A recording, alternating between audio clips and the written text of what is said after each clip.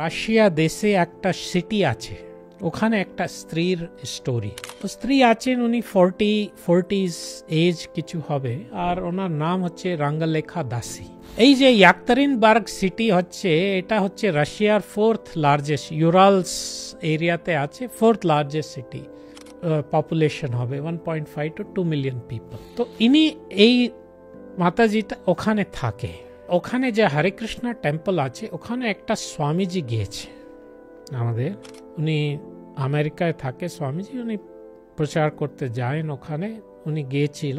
তো সব ভক্ত যখন প্রবচন হয়ে গেছে, সব ভক্তরা সাইডে লাইনে দাঁড়িয়ে আছে, গ্রিটিংস দিচ্ছে। তা যখন স্বামী সব হরে কৃষ্ণ বলছে, ইনি সামনে আসলেন, ইনি এই স্ত্রীটা মাতাজিটা বললেন, গুরুদেব যদি আপনাকে সময় হয় আমার কুটিরে 5 মিনিট 2 মিনিটের জন্য আসে, আমাকে ধন্য করে দেবে। ঠিক আছে ঠিক আছে। স্বামীজি উনি তো টাইম নেই, যাই হোক বলে দিয়েছেন, বলছি হ্যাঁ ঠিক আছে।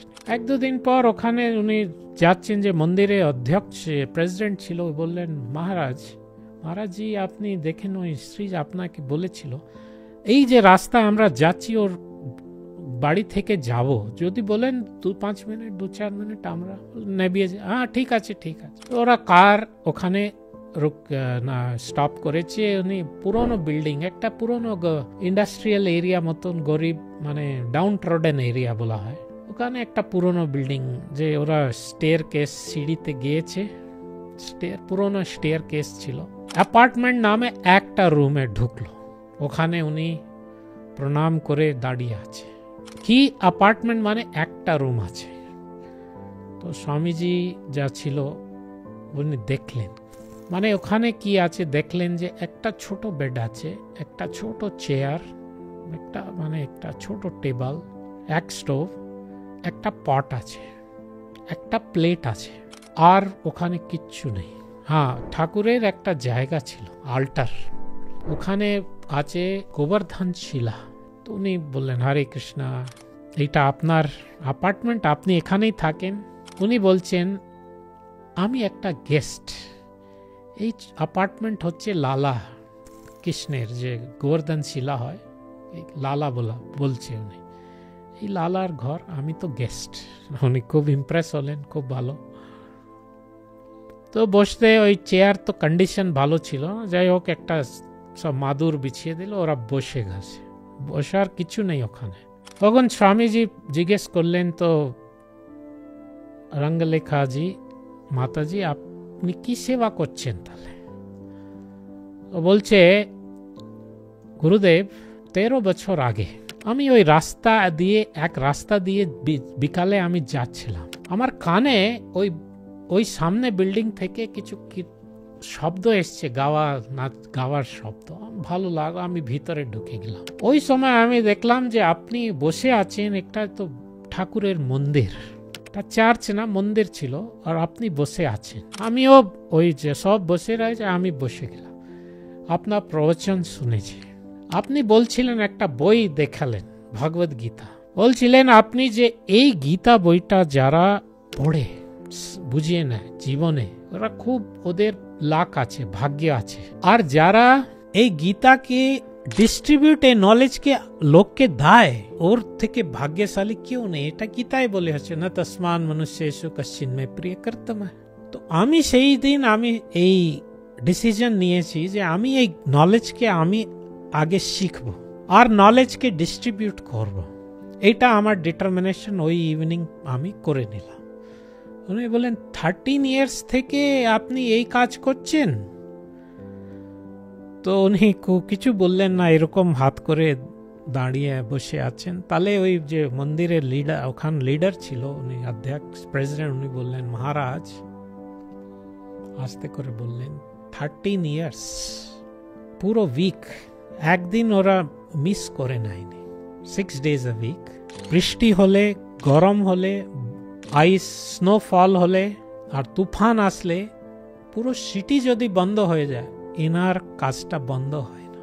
যে কোনো সিটিতে হতে পারে, ইনি রোডে রাস্তায় দাঁড়াবেন, বাড়ি বাড়ি যাবেন। আগে পুলিশম্যান ডিস্টার্ব করতো, এই যে সিকিউরিটি গার্ডস হয়, এরা ডিস্টার্ব করতো, কিন্তু এনার ডিটারমিনেশন দেখে ওরাও ইমপ্রেস হয়ে গেছে, এরাও এখন কিছু বলে না। যখন -20 টেম্পারেচার হয়, -20 টেম্পারেচারে, আর যখন ব্লিজার্ড হয়, রোডে উপর কেউ আপনাকে পাবেন না কাউকে, তো একটা লোনলি ফিগার পাবেন, ইনি দাঁড়িয়ে আছেন। লোকেরা অনেক সময় গাড়ি রোকে, ওদেরকে গীতা ইন্টারেস্ট নেই, কিন্তু এনাকে অনার করার জন্য ওরা গীতা নেয় ওনার থেকে, এই বইগুলো। আর পুরো সিটি এনাকে জানে। তো মহারাজ উনি খুব ইমপ্রেস হইলেন। তারপর উনি মাতাজি কি বললেন, একটা গেলেন আর যে ভগবান আছেন তার তলায় থেকে, কার্পেট থেকে একটা এনভেলপ বের করলেন, অফারিং করলেন। উনি দেখলেন ভিতরে ডলার্স রয়েছে। তো বলে, না না মাতাজি আপনি রাখুন, এটা সেবায় লাগিয়ে দিন লালা। বলে, না না, লোকেরা আমাকে গীতার জন্য এটা দিয়েছে, আপনাকে দিলে ওদেরকে লাভ হবে, আপনি এটা রাখুন সেবায়। তো প্রেসিডেন্ট বললেন, এই মাতাজি যা বিক্রি করে ওটা নিজে ইউজ করে না, সব এক জায়গা রেখে দেয়। উনি দেখলেন $1,500 ছিল ওখানে, 2 বছরের স্যালারি লোকেরা সব এখানে রেখে দেয় আর সব সেবায় লাগিয়ে দেয় 1-2 বছরের পর। তো উনি বললেন, এনার মেনটেনেন্স কিরকম হয়? বলে, ভক্তরা কেউ রেন্ট দিয়ে দেয়, কেউ খাওয়া দাওয়ার জিনিসগুলো পাঠিয়ে দেয়, রাইস ডাল সবজি সব এরকম ইনি চালেন। একটা শাড়ি রাখেন। উনি ভাবলেন যে কত যে বৃন্দাবনে কথা যে শুনেছি যে ওরা ভজন কুটিরে সাধুরা থাকতো, ইনি তো ভজন কুটিরে এরকম থাকছেন।